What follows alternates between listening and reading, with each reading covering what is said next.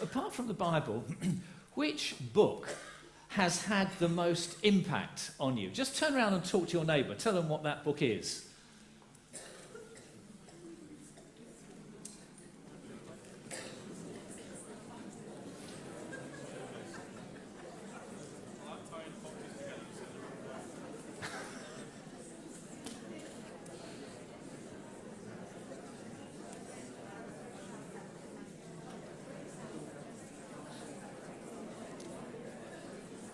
Okay, what books have we got? Sorry? To Kill a Mockingbird. Yeah, what others have we got? The Shack. Sorry, Deirdre? Gone with the Wind? Live and Let Die. Live and Let Die? No Hiding Place by Corrie ten Boom? The Hiding Place, sorry, isn't it? It's The Hiding Place. No Hiding Place is a different one. Cross and the Switchblade? Pilgrim's Progress? Yeah, I looked at a survey a while ago of Christian men who they were asked a whole list of questions. Each of them was asked which book influenced them most. The Brothers Karamazov came up very often, which is very interesting.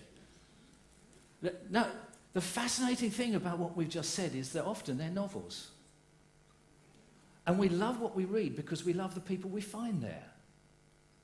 Now, I'm not saying Daniel is a novel. I don't believe it is. I think these events actually happened.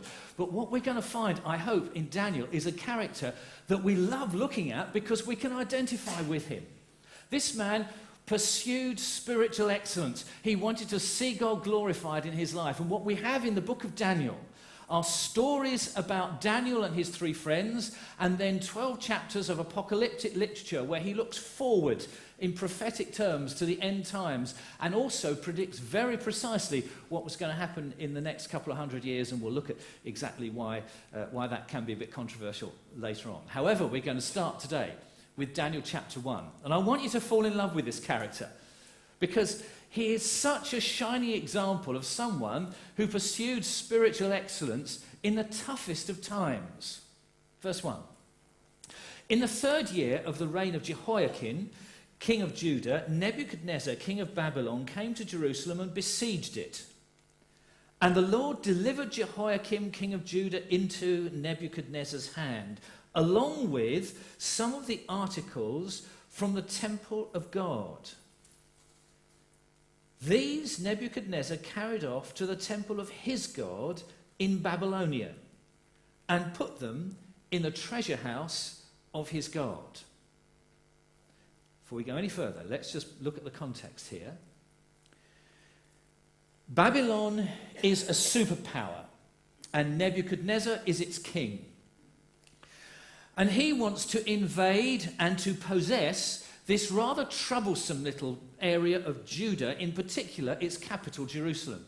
And so he lays siege to it. Now that's a major logistic operation, bringing troops all the way from Babylon. Bear in mind there were no motor vehicles at all. This was all done on foot, bringing troops all the way from Babylon to besiege Jerusalem.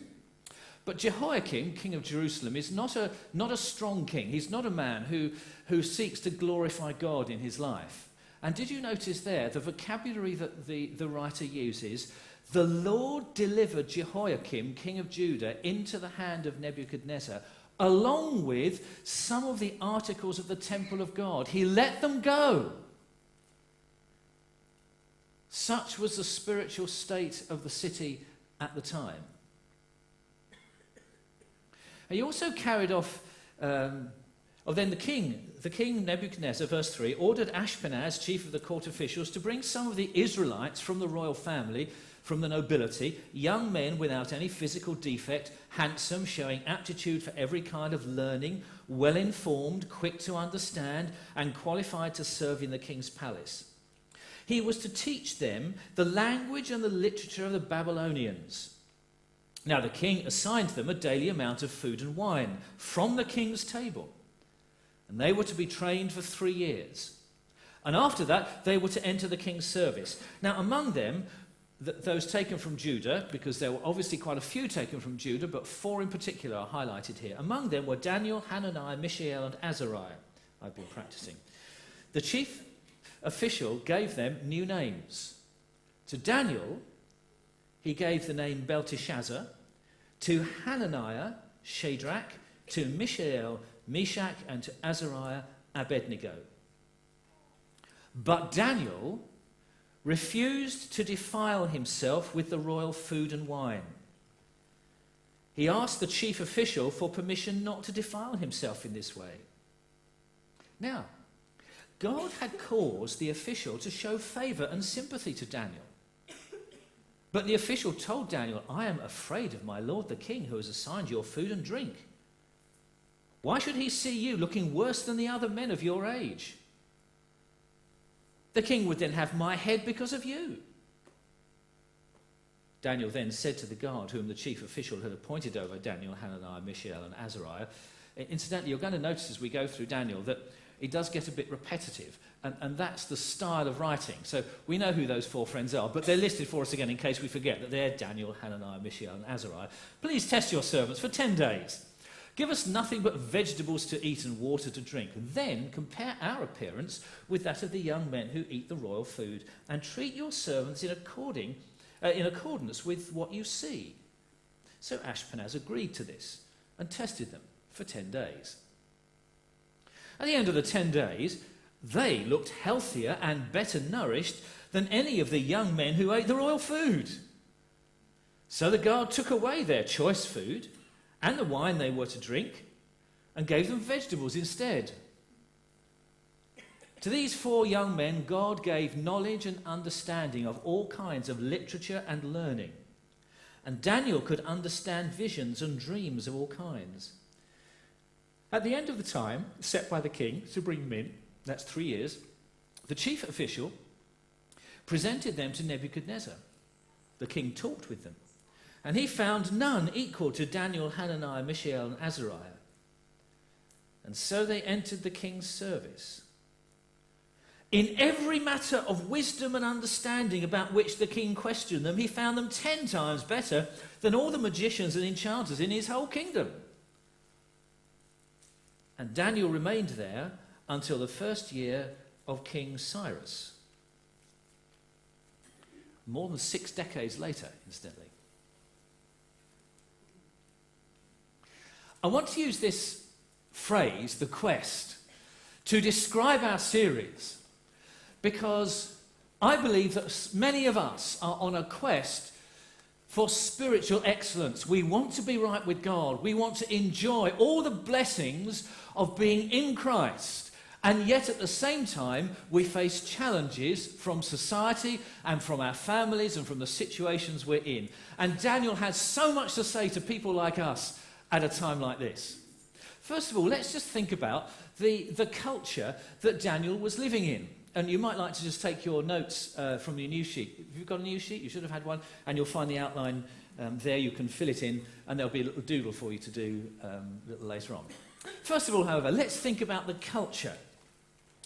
I've already said Babylon was a superpower, and Nebuchadnezzar, its king, liked to throw his weight around. So these 4 men who were taken out of Judah, along with some others, were expected to imbibe all the culture and the education of Babylon, with its mythical gods, its food, its dress. And Nebuchadnezzar was a dangerous man. Step out of line and he will come down on you like a ton of bricks. Their culture was characterised by some things that I think we might find quite near to home. It was characterised by pluralism.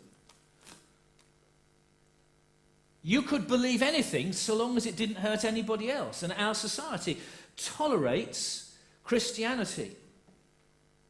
But it is basically a plural society. You can believe anything. All beliefs are equally valid. Unless you want to become one of the new atheists, in which case atheism is being presented as the only approach to life that is intellectually reasonable. Actually, that philosophy can be completely undermined. But we are being led to believe that atheism is the only philosophy which really, truly satisfies the mind. Actually, that isn't the case at all. And that's one of the great joys of being a Christian. I do not need to turn my mind off. I don't need to turn my brain off. when I come to faith in Christ. Their society and ours was characterized by pluralism. It was also characterized by political correctness. As we go through Daniel, you'll see how people had to say the right thing in the right place. And we've got an example of that with Azariah here, being afraid of his master. And in a very real sense, our society is the same. Our society tolerates the practice of the Christian faith in private and here in church, but increasingly deprecates any kind of public witness. To the extent that to believe in God is to offend, is to be offensive. Oh, if you say something public about Christ, you might offend someone, so let's not say it. And that's the logic that increasingly is used, and we can see it on our mass media. And these forces have two effects. Firstly, to talk about God in public is not the done thing, and to believe anything that is exclusive or absolute is seen as offensive. And secondly, or actually fourthly in this list, faith is okay, but keep your God to yourself. Our society says believing in God is fine, so long as you keep it private. By all means, believe in God if that's what floats your boat, we're told. But don't let that belief influence your business decisions or your judgment or your parenting or who you choose to work with or what you choose to do or your ethics. God is okay so long as you keep him in a cupboard. And that's the one thing that Daniel didn't do. He was not going to allow God, and he was not going to allow his faith to be pushed onto one side. He was going to keep his faith centre stage in all of his life. And that's what these six instances, six stories are in the first six, all about in the first 6 chapters of Daniel. Daniel was living in a society that had similar ideals to our own. And that's what makes him, for me, so inspiring in the 21st century. So the book of Daniel is a call to us, the people of God, to be courageous. It's a call to us not to lose our nerve, not to allow the prevailing culture to squeeze us into its mould. And in particular, the book of Daniel is about God being sovereign, especially in those moments when we have no option but to stand out and be different. This year, 2017, is the 500th anniversary of the Reformation. And one of the most famous phrases that Martin Luther came up with was this: "My conscience is captive to the word of God. I cannot and will not recant anything, for to go against conscience is neither right nor safe." And he said this: "Here I stand. I cannot do otherwise. God help me. Amen." That was said when he was being examined for his faith by the Catholic authorities at the time. A man who stood for the value and the inspiration of Scripture and said, this is a line in the sand that I'm not going to cross. And he paid very dearly for it. So the big message of the book of Daniel is this: when we stand out as being different, God is sovereign. He's with us. He's sovereign whatever happens. In fact, we're going to find an example in a couple of chapters' time. I think it's in Daniel 3, where the 3 friends say, okay, so if we lose our lives, that doesn't stop God being God. And they were willing to risk everything for the sake of standing for God. Now, the book of Daniel is written for a whole variety of people, but in particular, people who don't feel they know what their roots are. And that's where Daniel is. You see, he's been taken out of one society and plonked in another. We live in a society that is hypermobile, always on the move. Very rarely, if ever, does one person stay in the same locality for life now. Jobs aren't for life, homes aren't for life, families aren't for life. There's a constant culture hopping that leaves some of us feeling kind of disorientated, and that's where Daniel is. know a bit of this myself. When someone says to me, Ian, where do you come from? To be honest, I have a bit of a hard time giving a decent answer here. Because I was born in Hackney, which is Cockney London, but brought up in working class Woodford. We lived for a couple of traumatic years in a rural village in Essex. Then we moved to Banstead in the prosperous London Bible Belt. Then I lived in Reading, in Swansea, in Walton-on-Thames, in Pinner, in Purley, in Chichester, and now in Eastbourne. Where next? Who knows? I'm not looking for sympathy, because I'm enormously grateful to God for the places that he's taken me. And many of you could stack up your list of places where you've lived, and it would be a lot longer than mine. Fair enough. But it's people like us, it's people with undefined roots that Daniel is particularly relevant for. Because he was growing up, he was living in a culture that was not his own. He was like an alien in a foreign land. And if his book tells us anything, it tells us that if you're living in an alien culture, bloom where God's planted you. This may not be your home, but God can still allow the plant of your life to bloom wherever he places you, because he's sovereign. Bloom where you're planted. You see, Daniel was planted in a particularly difficult place. He was planted in the palace of King Nebuchadnezzar, and it's worth us just looking at the character of King Nebuchadnezzar, because this will help us understand why Daniel behaved the way he did. You see, Nebuchadnezzar regarded nothing as sacred. If you look at verse 2, along with some of the articles of the temple, he carried them off to the temple of his God in Babylonia. No longer were these precious artifacts set aside for God's use. They were now just stuffed into the treasure house of Nebuchadnezzar's God, little g. And if you want to be a ruthless leader, here's how to do it. Regard nothing as sacred. Everything can be questioned. Anything can be undermined. That was Nebuchadnezzar.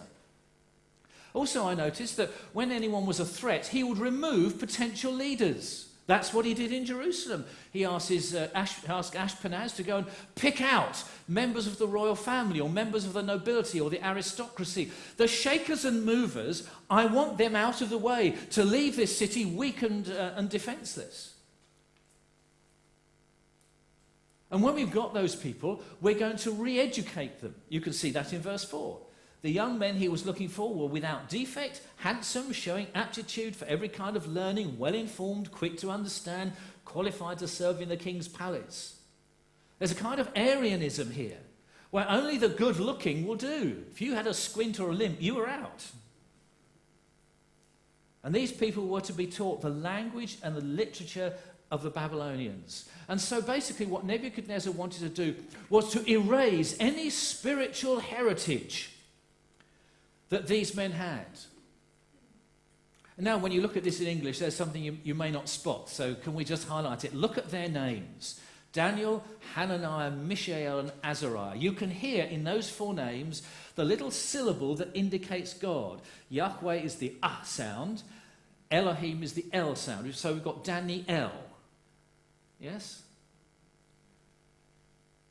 We've got Azariah, and Hananiah, and Mishael. So you can hear the name of God embedded in these four men, in their names. Now, the four names they were given by Nebuchadnezzar were Belteshazzar. Oh, I'm looking for them now. Shadrach, Meshach, and Abednego. You know, my shack, your shack in a bungalow, or whatever code you use for it. Actually, in each of those names, there's a syllable of a Babylonian god. So what Nebuchadnezzar was trying to do was to take out any reference to the God of Israel and replace it with a reference to the gods of Babylonia. He wanted to erase any kind of spiritual heritage. That's the kind of man that he was. And yet still, Daniel was going to bloom where he was planted. He was still going to do his very best, along with his three friends, to glorify God in this very difficult situation. Okay, here's your doodle. There's a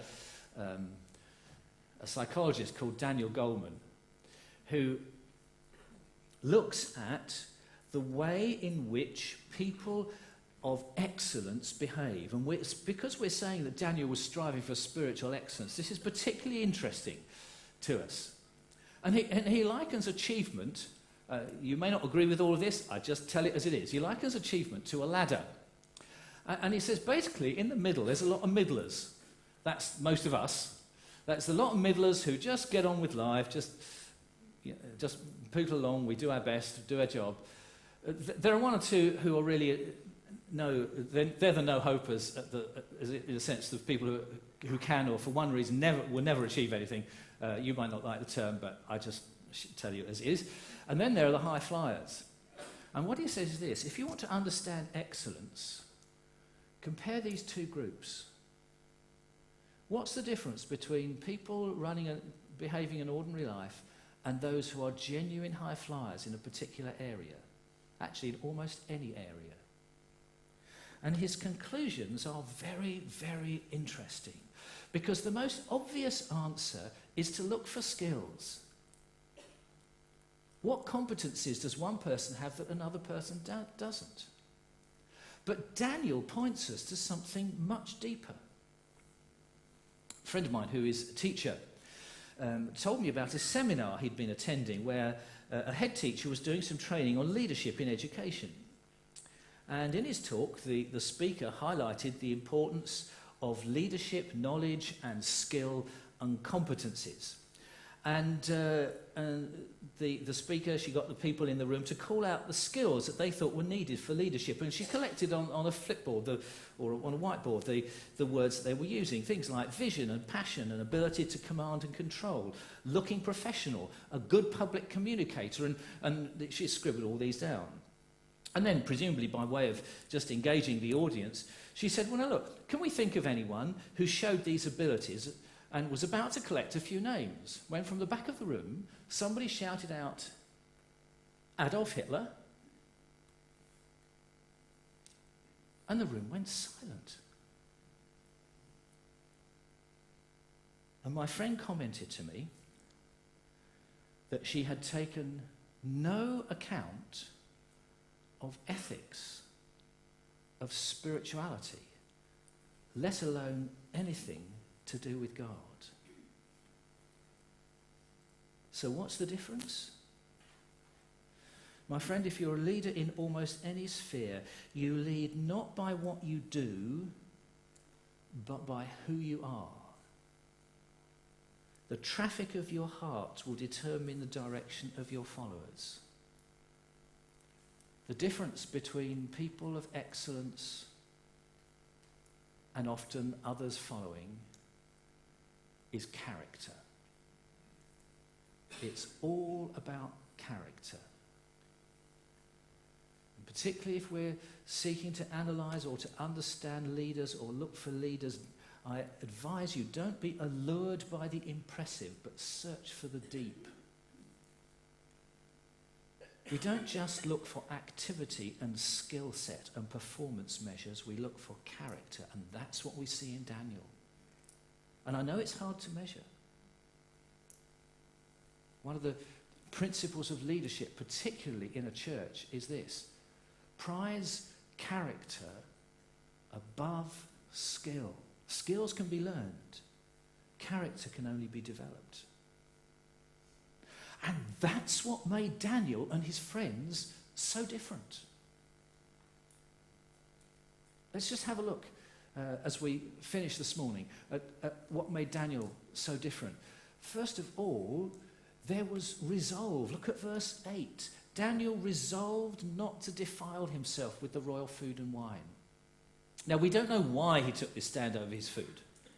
I mean, it may have been through a ritual and been offered to idols, or maybe they say a grace, a prayer to some heathen deity at the beginning of meals.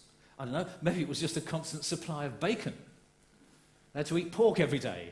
I don't know. We don't know exactly why it was, but we do know that Daniel chose this area when it came to drawing a line in the sand. So far as God allows it, says Daniel to himself, this far and no further.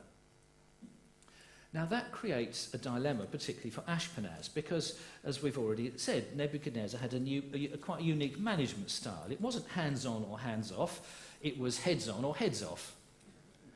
And Ashpenaz could lose his head if he goes against his boss. Daniel, however, showed resolve. We'll come back to Ashpenaz in a minute. He also showed very real grace. You can see that in verse 11. Lesser men will go in with all guns cocked and ready to fire. You know, these are my terms. But not Daniel. Verse 11, Daniel then said to the guard, whom the chief official had appointed over Daniel, Hananiah, Mishael, and Azariah, please test us for 10 days. Give us nothing but vegetables to eat and water to drink. It is so easy, my friends, to draw a line in the sand and then be bullshit about it. And think that we're impressive for being bullshit. Daniel certainly drew his line in the sand, but he did it with grace. And look at how he won the heart of his minder. It's there in verse 9. Now God has caused the official to show favour and compassion to Daniel. Favour, so Daniel perhaps was being cut a bit of slack, and compassion. This man loved Daniel. Daniel's excellence of character won the man over. And so he agreed to try the trial diet. And then a fascinating insight, verse 13. Then, he said Daniel, compare our appearance with that of the young men who eat the royal food and treat us in accordance with what you see. So even if Daniel's line was crossed, he would still be able to look the Lord in the face and say, Lord, I gave you the opportunity to prove it. Daniel is thinking, even if it doesn't work, then fair enough, Lord, at least I did my very best to honour you. Verse 14, so Ashpenaz agreed to this and tested them for 10 days. So there was resolve. There's a line in the sand, but there's also grace in the way he expressed that line in the sand. And then I noticed another characteristic of good leaders, and that is determination. To these 4 young men, verse 17, God gave knowledge and understanding in all kinds of literature and learning. It is very clear that they devoted themselves to their studies and showed the kind of determination that brings men out on top. Yes, they had to learn stuff they never would be exposed to, but they gave themselves to it. And then a fascinating comment in verse 17. And Daniel could understand visions and dreams of all kinds. So in Daniel, there was a spiritual dynamic to his academic determination. And if they demonstrated resolve and grace and determination, then they also demonstrated insight. To these 4 young men, God gave knowledge and understanding. There was an insight that went beyond what their educators expected. And that was a godly insight. And then the last thing I want to notice, and this really covers all these first 6 chapters. These 4 men, Daniel in particular, showed huge amounts of resilience. Psychologists who study this kind of thing, they tell us that one of the common distinguishing features between the good and the truly great is the ability to bounce back after a trauma, and they call it resilience. They use the same word. Resilience is the ability to recover from setbacks and to adapt well when things go wrong. Actually, there's a quantity known as resilience in physics as well. It's the capacity for a material to return to its original shape when it's distorted or deformed. I meant to do an experiment with you this morning. I forgot to bring the stuff with me. Do you remember if you were here last Sunday, do you remember I had an egg which I threw into the audience? Yeah? It was actually made of rubber. But it was almost identical to a real one. Now, if I took a real egg, and I did just intend to do this, take a real egg and drop it onto a pan or something, you just drop it, the whole thing will smash. It'll go everywhere. Very low resilience. If I take my rubber egg and drop it in the same place, it'll just bounce. Now, Resilience is the capacity to bounce back. Polypropylene has very high resilience, and that's why it's used in carpets. If you have polypropylene in your carpet, as we do in the carpet here, you can tread on it and tread on it and tread on it and tread on it, and it'll bounce back many more times than other fibres like wool. I think Daniel and his 3 friends were made of the spiritual equivalent of polypropylene. In Babylon, they had knock after knock after knock after knock. They faced challenge after challenge after challenge, and still recovered to be stronger in God than they were before. And all because they rested their trust in God. My friends, can I ask you, where are you resting your trust today? Because in Daniel we have an example of a man who rested his entire confidence in God. And even in some of the most difficult circumstances, as the one we've looked at today, God was with him and God was sovereign. And not everything went Daniel's way. We'll see that later on. Nevertheless, he recognized that God is a sovereign God, even over the difficult stuff of life. We're going to close our service now.